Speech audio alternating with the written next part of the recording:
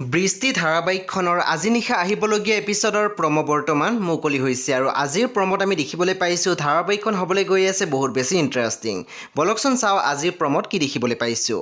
আজিৰ প্ৰম'ৰ প্ৰথম ভাগত আমি দেখিবলৈ পাইছোঁ মহিলাগৰাকী কৈ আছিল আপুনি যদি তাক নিজৰ ল'ৰাৰ দৰে লালন পালন কৰি ডাঙৰ কৰিলেহেঁতেন তাক আপুনি গুণ্ডা নবনালেহেঁতেন।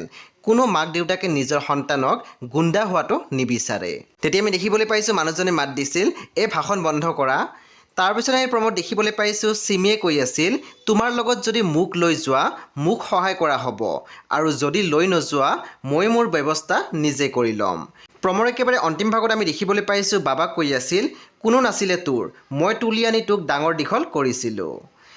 বন্ধু বান্ধৱীসকল আজি নিশা 8 বজাত ৰং টিভিত আহিবলগীয়া বৃষ্টি ধাৰাবাহিকখন খুবেই বেছি ইণ্টাৰেষ্টিং হ'বলৈ গৈ আছে। আপোনালোকে চাবলৈ একেবাৰে নাপাহৰিব। পৰৱৰ্তী আপডেটৰ বাবে আপোনালোকে আমাৰ চেনেলটো ছাবস্ক্ৰাইব কৰি কাষত থকা বেল আইকনৰ টিপি দিবলৈ একেবাৰে নাপাহৰিব।